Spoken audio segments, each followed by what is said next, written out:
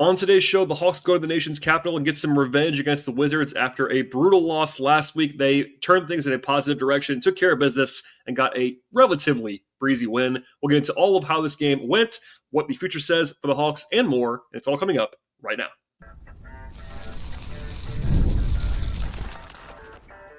You are Locked On Hawks, your daily Atlanta Hawks podcast.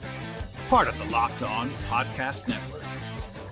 Your team every day. Hello, friends. Welcome to episode 2119 of the Locked On Hawks podcast, part of the Locked On Podcast Network, now the number one sports podcast network.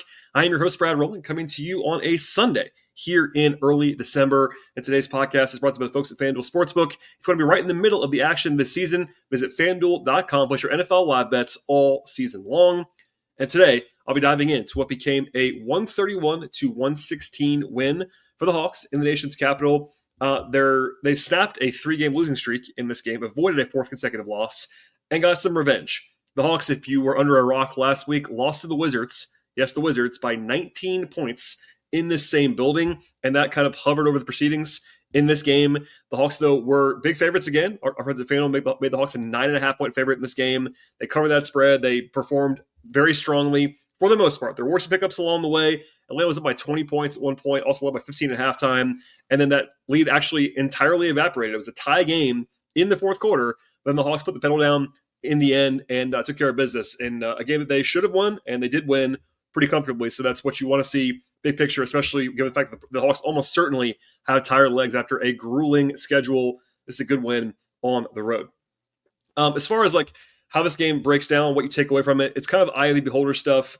Obviously, you are quote unquote supposed to beat the Wizards. That is part of the deal.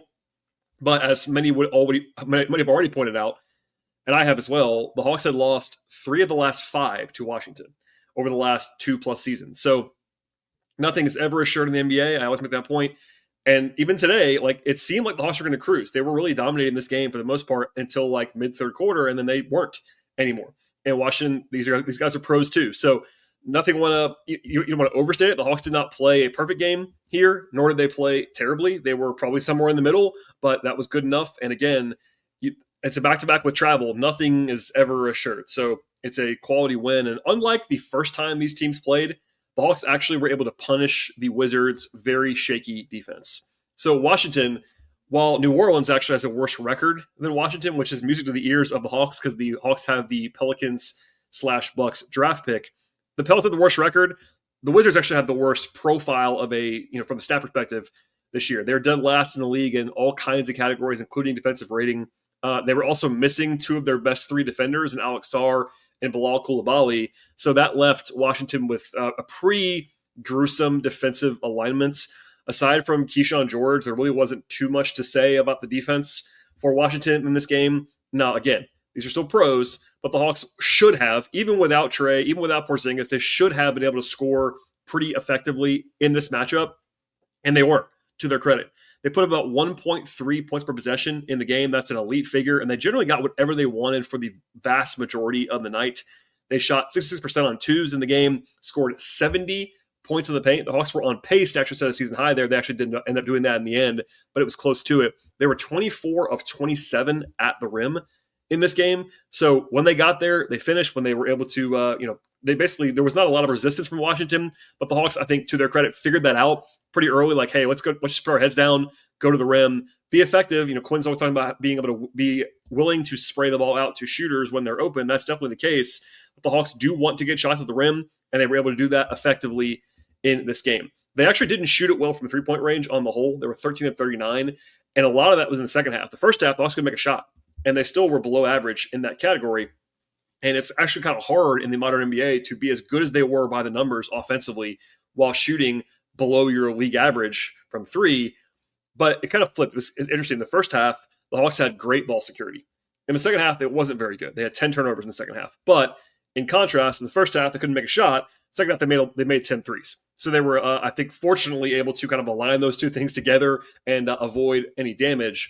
But the surprising, or at least relatively surprising thing about this game offensively was that the Hawks had their best offensive rebounding game of the year. That has not been a big part of the Hawks' attack this season. While the league-wide offensive rebound rate is way up this year. The Hawks are not. They're actually in the bottom 5 in that category. And if you think about it, that actually kind of makes some sense. Only like a Kongwu, maybe Mo Gay, Jalen sometimes are really like effective on the offensive glass for this team. But taking advantage of, once again, these small, not particularly defensively effective Wizards, the Hawks had 15 offensive rebounds and a season-high 29 second chance points in this game. Their previous high was 21 for any game. So they kind of shattered that and made a huge imprint on the game. Their first shot half-court offense, basically when things slowed down and they were just kind of having to try to score against a set defense, they actually weren't very effective. But when you throw in the transition stuff, where the Hawks were awesome in this game, and also the second chance points, that pushed them to the point where the first shot defense didn't actually matter much at all for the offense. So we'll get to this later on as well individually, but Jalen Johnson has been on an absolute dominant stretch. The numbers are crazy, but tonight he had 30, 12, and 12, and it actually kind of just felt easy, honestly, that he even got that. So that was very, very impressive. Okongwu was really good in this game as well, 21 points, 9 rebounds, 6 assists. So they had 7 guys double figures, a good balanced attack. Nikhil was good again. Beat Krejci and Luke Kennard really good off the bench. We'll get to that later on as well. But it was a comprehensive and effective offensive game. And yes, the Wizards are bad defensively, but you're supposed to do that. And the Hawks, again, did that. The Hawks put it on them. And just literally 10, 11 days ago, they didn't do that. So never a guarantee, and they did it in this game. On defense, much more of a mixed bag. The Hawks ended up right at the league average in defensive rating, which is not necessarily great considering Washington's available players and the fact that they were 29th in the league in offense coming into the game. But really, I would say the defense was pretty good in 3 of the 4 quarters. The third quarter was not pretty defensively, I have to say, which we'll talk about more later on in the podcast. And to the Hawks' defense, at least to defend them myself, the Wizards did shoot the ball incredibly well again here. They had 17 of 38 from 3. That's 45%, including 7 for CJ McCollum, who just cannot stop making shots against the Hawks for whatever reason. But everywhere else, the Hawks were good, other than shooting. They forced 20 turnovers. That's a huge number. That's obviously effective. They limited the Wizards to 19 free throw attempts. And the big one was that while I talked about earlier, the Hawks did a great job on the offensive glass in this game, they only allowed 4 rebounds on the offensive glass for the Wizards. So that's been the Hawks' Achilles heel defensively all year long, to the point where everyone knows it. Quinn knows it, the team knows it, etc. And they're still able, fortunately, to dominate in that area in this game. And that allowed the Hawks to have, I believe it was 16 more shooting possessions than the Wizards in this game. So while the Wizards actually had a better effective field goal percentage than the Hawks did, the Hawks still won the game comfortably because they were able to dominate the glass in a big way. So strong stuff across the board for the Hawks. They didn't beat the Nuggets by 20 in this game. They beat the Wizards by 15 points, but it's a good way to enter a long break. As we'll talk about later on, the Hawks have a 5-day break after this. And let's just say it would have been pretty rancid as far as the vibes are concerned if the Hawks had lost a 4th straight game and lost to the Wizards for the second time. So if nothing else, they avoid that. They get a win. They're 14-11 now. That's a very, very reasonable and positive start to the season, especially when you factor in the injury stuff that they've been facing this year. So pretty good vibes, and now a well-deserved 5-day break coming up for the Hawks before they play again on Friday in Detroit. Still, though, more to come on this podcast when it comes to how this game unfolded, my more granular analysis, how the Hawks did kind of avoid disaster at times in this game, player-by-player evaluations, and more. I'll get to all of that in just one moment. What if sports were traded like markets? Now you can actually put your sports IQ to work in real time with Robinhood prediction markets. It's not you against the house. It's you participating in a live market. You can buy or sell your positions live all game long. Use your sports knowledge in the moments that matter. Robinhood prediction markets changes the game. It's people moving the action. So when momentum shifts, you can move with it. I always knew the game, but I never had a dynamic way to apply that knowledge. Now I can take part live in a market powered by people. You are no longer just a spectator. Play-by-play, you decide. Trade every play with Robinhood. Now available across the U.S. Download the Robinhood app right now to begin. Have your health or family needs changed lately? Georgia's got you covered. Georgia Access is our state's marketplace for Georgians to compare, apply, and enroll in health insurance plans that offer the best value for their individual needs. Open enrollment is happening now. Visit georgiaaccess.gov today. That's georgiaaccess.gov. Georgia Access, health insurance for Georgia by Georgia. All right, I want to encourage you, as I always do, to make Locked On Hawks your first listen each and every day. Please check out the show. Subscribe anywhere you get your podcasts, Apple, Spotify, YouTube, etc. And please do me a solid and tell your friends, your colleagues, your family about the show as well. I very much appreciate it. We'll be diving in now. How this game kind of unfolded, and it was kind of a flashback, I would say, at the beginning of the game. The Wizards scored 10 points on their first 3 possessions. Do the math on that, and that's more than 3 points per possession. So they made their first 4 threes of the game, plus a 4-point play. People were seeing PTSD from the last time when the Wizards, by the way, made their first 8 threes in the matchup last week. In contrast, the Hawks missed their first 5 shots from 3-point range, and the Hawks were, I would say to their credit, only down by 6 because they were kind of battling inside the arc, but there were some makings of some ugliness early on. Fortunately, things did calm down. The Hawks had a nice 9-0 run mid-quarter to kind of take the lead for the first time, and they never trailed again. It was tied later, but they never trailed again after that. Rotationally, the Hawks were in an interesting spot here. They only had 10 guys available overall because Porzingis sat on the back-to-back. No surprise there. Also, Caleb Houston, who's on a 2-way for the Hawks, was with the G League team in Portland, Maine, and tried to get a flight to D.C. and couldn't get on a plane. I guess there was a delay and a cancellation or whatever. So the Hawks were actually left to only have 10 guys available. And all 10 guys played in the game, and they all played in the first quarter plus. And then actually, notably, Keaton Wallace did not play at all in the second half. He was actually, so they turned the rotation down. Often it's been Asa Newell that stops playing. Today it was actually Keaton Wallace. But it was Krejci, Kennard, Gay, plus Wallace and Newell. They did try the Krejci, Kennard, Wallace trio a little bit in the first half to non-total disaster results, but then they pulled the plug on Keaton, so it was actually a little bit of shorter bench after halftime. I did mention the 9-0 run earlier. The Hawks had an extended 23-5 run in the first quarter to go up by 12 after the slow-ish start. The Hawks had 24 points in the paint in the first quarter, which is crazy. And also shot 1 of 8 from 3 and still were up by 7 points at the end of the first quarter. I thought Luke Kennard was really good in this game. Even defensively, was pretty active. Made 6 of his 7 shots. That happened early on in this one. They were up by 17 mid-second quarter after a 3 by Asa Newell. Asa had 9 points in his first 7 minutes. He was really good. The Hawks still only couldn't make threes. They were actually up 17 points with only 2 threes, which is like kind of hard to do in the modern NBA. But they were not able to totally run away. It felt like at times it might get kind of ugly. For example, the Wizards lost by like 40-something points to the Celtics just 2 days ago. And it felt like we could have been on the way to that kind of result in the second quarter. And then things did slow down, which we'll talk about now. The Hawks still, though, I would say dominated the first half. Like game flow-wise, process-wise, they were leaps and bounds better in the first half. They had a 135 offensive rating despite 3 of 18 from 3. They had 48 points in the paint. That's their most in a half all season long. For reference, the Hawks averaged 52 per game, and they had 48 in a half. They also had 20-second chance points, which is their most in any game this year. That's more than they averaged for a full game. Also, the 20-second chance points in a half is the third most for the Hawks in a half in the last 25 years. So they were really, really putting it on the Wizards. They shot 70% inside the arc and only had 5 turnovers. And then even defensively, they forced 12 giveaways. They only allowed 2 offensive rebounds. Like, it was really, really good stuff on the margins for the Hawks to be up by 15, shooting that badly from 3. They were really, really good in the first half, I have to say. Now, the third quarter was not very good.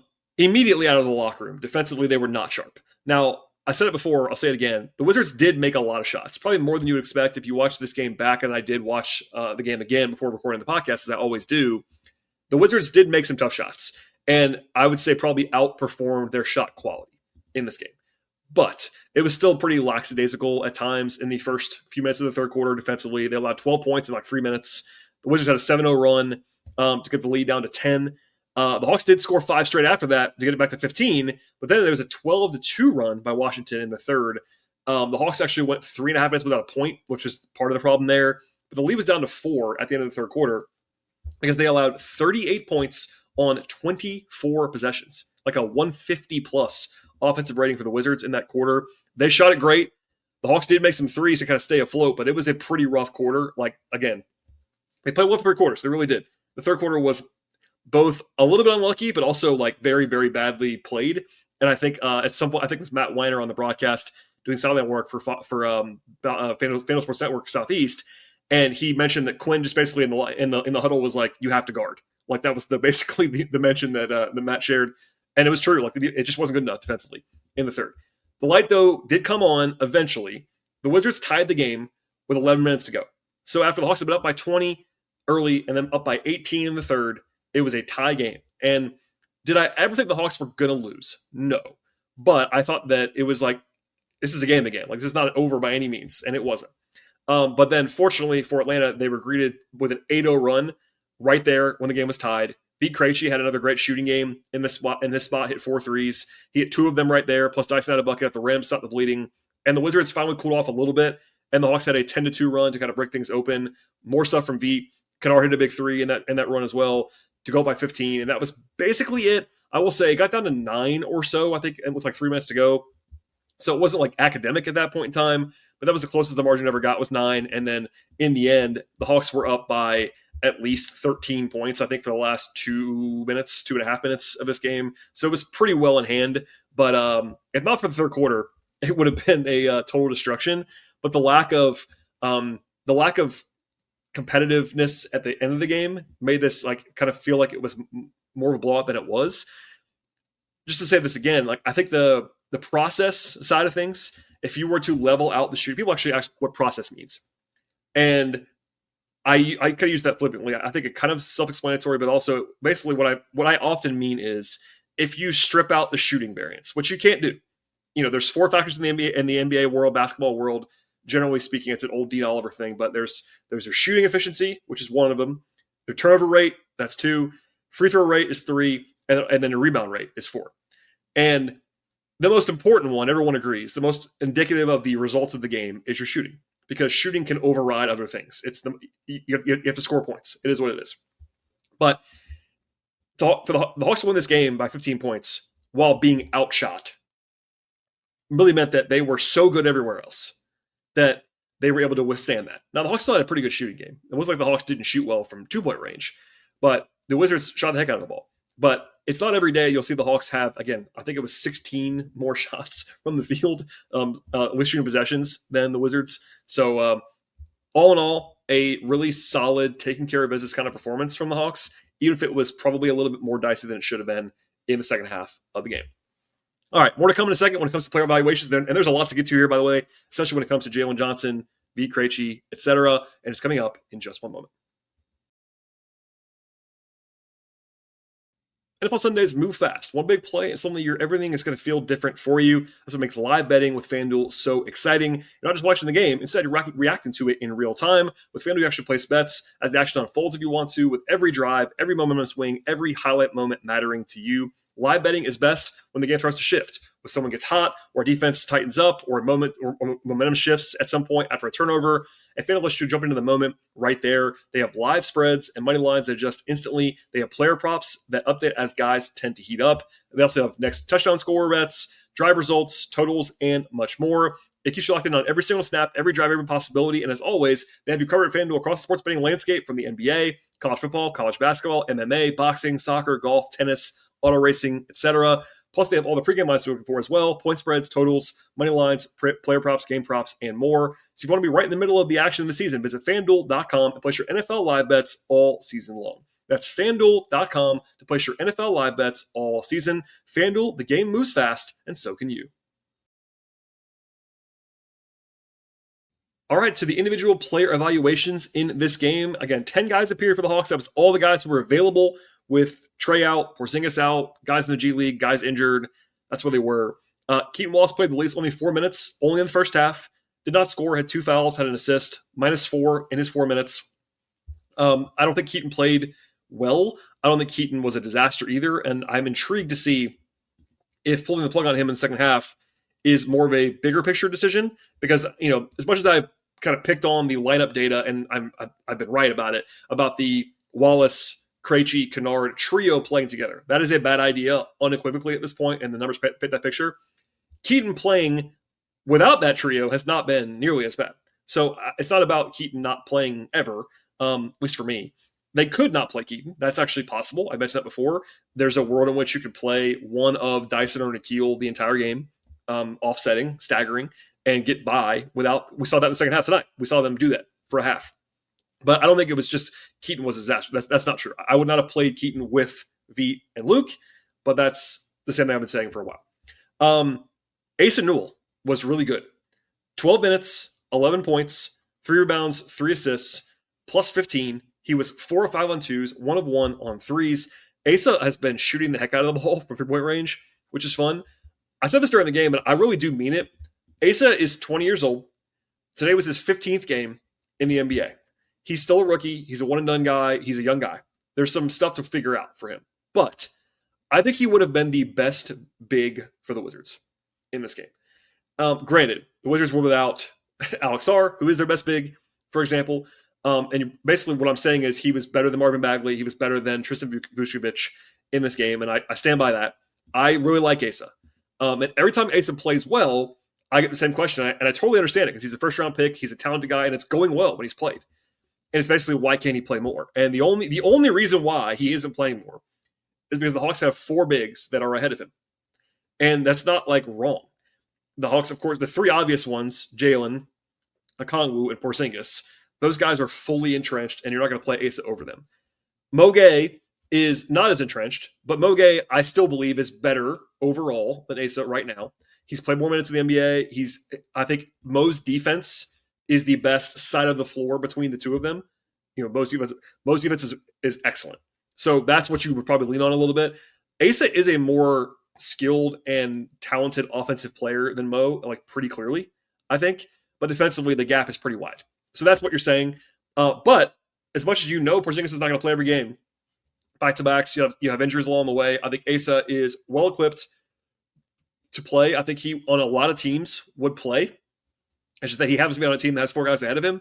But I think the Hawks are doing a good job of playing him when it's appropriate, playing him in College Park when he has time to do that, to keep him getting more reps. And look, I think the Hawks have earned the benefit of the doubt with how to develop these young guys. Not to give the examples, but Mo Gay is a development story. Jalen Johnson is a development story from this organization and this coaching staff and all that. So, they've hit on a couple guys doing kind of the slow burn. And I said this on the night of the draft. Asa, I like the pick. It was totally fine. I also think he's played better than I thought at this point in time. Defensively, there's a long way to go. That's fine. He's a 20-year-old rookie, but it's not a problem that he isn't playing more. It's just the reality. Not because he's not playing well. He is. I'm excited about Asa Newell. I think he's played really well so far. And I think long-term, he'll be a hugely important piece for this team. Just right now, it is what it is. But I want to, one more time, he was really good in this game and was very effective. Mo Gay, quiet, 8 minutes, 4 points, a rebound. He never came back in the game late. That was fine. I think they probably wanted to give him a little bit of a breather. He'd been playing a lot, which is fine. No problems there. Luke Kennard was quite good in this game. Luke's had some shakier moments in recent days. Not always. He's had a couple nice games as well, but he was good here. 15 points on 7 shots, hit 3 threes, 2 assists, 3 rebounds, 2 steals, only 1 turnover, was plus 10. I think defensively competed in this one. It was one of his better games of the season so far for Luke. So that was good to see. And then Vit Krejci hit 4 threes off the bench once again. Vit has now hit back-to-back games with 4 threes for the first time in his career. He came in shooting 45.5% from 3 on the season, and that number rose today. He was 4 of 8. So the shooting is crazy. I know people, I've said this before, I'll say it again. Vit becoming a elite shooter was such a crazy result a few years ago, but that's where we are. This is a big enough sample size now. It's a year and a half plus where he's been this kind of shooter, and it's just the ball keeps going in. He closed the game, and I think that was fine. My one annual, daily, whatever nitpick, I don't know why Zach didn't play more. It was a little bit strange. He played, I think it was 5 minutes in the second half and never came back in. And part of that was, I think, because Luke was playing well and then Vit was playing well and making shots. So I get it to some degree, but Ricochet was good in the first half. Actually legitimately good. 7 points, 5 rebounds, 3 assists in 19 minutes. Had a steal, no turnovers. Didn't really make any mistakes. Played well defensively, rebounded, ran the floor. I think he was playing really well, which is, again, a little bit frustrating because the same thing happened last night. He had his best stretch that came out of the game. Today, he just played clearly well and didn't play a lot. So maybe it was back-to-back. They're trying to manage him a little bit. There's the days off after this, but I would have liked to see him play more. I know they won the game. That's fine. Just a small nitpick there. But I thought actually when he was playing, I thought it was actually pretty encouraging from Zach. To the rest of the starters, Dyson Daniels, 12 points, a starting lineup best, plus 13, but he couldn't make a shot in this one. Dyson was only 4 of 11 on 2s and 0 of 5 from 3. 6 rebounds, 3 assists. Did a good job defensively, I thought, in this one. Weird game. like, I'm actually encouraged by him taking 16 shots. That's positive. He's still not being guarded. And I'll talk about that hopefully with a guest later on this week. But a mixed bag. Like, I do like that he's taking shots again and being more aggressive. He obviously didn't make them, and you want to have him make them long term, but also he didn't hurt the offense. It's one of those things where it's kind of crazy. Dyson, other than Porzingis, Dyson has the best offensive rating with him on the floor of any player on the team, which is not what you would expect. And he's not played great on offense this year. I'm not saying he has. He hasn't. But like, it hasn't hurt the Hawks necessarily. Interesting stuff to kind of monitor there, but mixed bag game from him. Still did a couple things well. His cutting has been really good. I know that's something that Zach Lowe was talking about on his podcast recently. It's 100% true. He's like one of the best cutters in the league. Like, he's just really good at that at this point. But you got to shoot better than 416, obviously. And Alexander Walker had a human game here. He's been basically inhuman in a good way recently. 17 points on 15 shots tonight for Nikhil. He was still totally fine. 4 assists, 3 steals. Like, was certainly prominently involved and good. Kind of a slow start for him. But he's been playing great and still was good here, even if he didn't have 30 points like he has been a lot of the time recently. Okongwu, 21, 9, 6, 2 steals, and 3 blocks. He was excellent in this game. I've been seeing some weird amounts of negativity about Okongwu online, maybe just because the height thing that will never go away. But he's been good this year, pretty obviously. I think, coming into the night, he was averaging 16 and 7 on 61% true shooting as a part-time starter. He's averaging 17 points a game for the season and efficient. He's been good. I don't think he's a dominant defender. I think he's also totally fine defensively, and people freak out about that because he's short. But 5 stocks here, was active, didn't make a 3, and was still had 21 points on 17 shots. So yeah, pretty good. And then Jalen Johnson is on another planet right now. Honestly, I'm getting texts from people and messages from people around the league, scouts and people that work for teams and whatever. What's going on with Jalen Johnson? It's well, he's just playing like an all-NBA player. That's the answer to that question. Tonight, once again, a 30-point, 12 rebound, 12 assist triple-double. And it wasn't like he had to press hard to get it. He only took 18 shots in the field in 39 minutes. He was efficient. He was effective. He was in control. The shooting's been good. Obviously, he has now had 2 triple-doubles in the last 2 days. He's the first Hawk since Bob Sura. Shouts to Bob Sura. I was actually at one of these games in 2004 to have triple-doubles on back-to-back days. That's crazy. He now has 3 in his last 5 games and 4 this season, which ties the record for the franchise for a full season. It's December 6th. He's going to have the record for the franchise in triple-doubles probably soon, I would guess. And, the numbers are crazy. I want to emphasize, I'm not the biggest points, rebounds, assists, tell the whole story guy. There is more to life than that. But you cannot fake this level of production. So he missed the game against the Lakers with an injury. I think it was a calf or a quad, something like that. It was a 1-game injury about a month ago. Almost a month ago, 4.5 weeks ago. Since then, Jalen's played 14 times. He is averaging 25 points, 11.6 rebounds, and 9.6 assists per game for a month. 25, 12, and 10, basically. That's stuff that only Jokic does, obviously.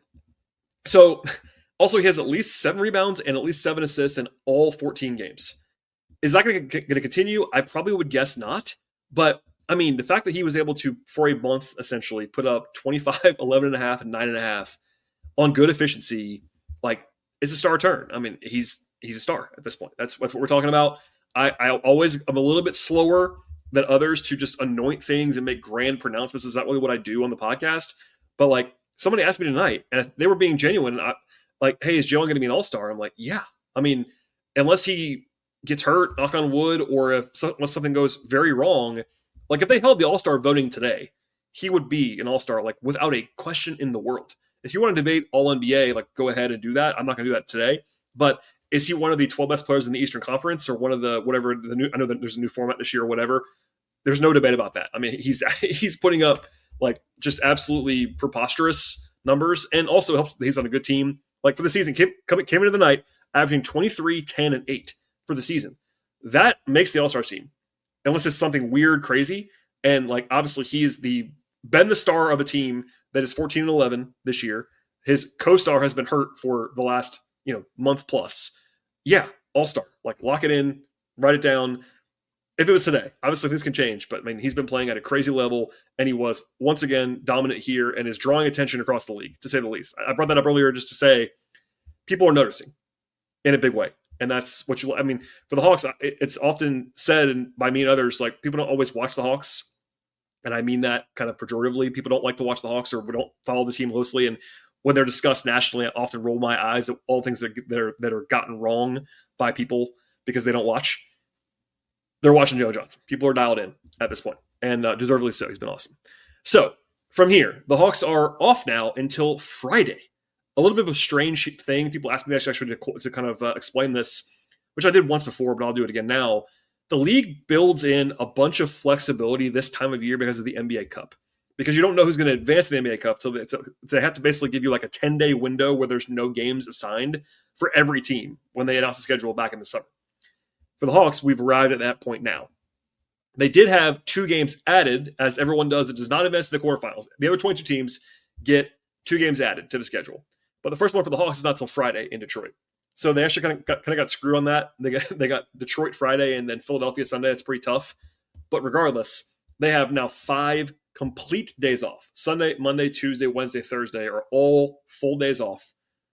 Plus, 6 days between games, etc. I'm sure they'll practice. I don't know when.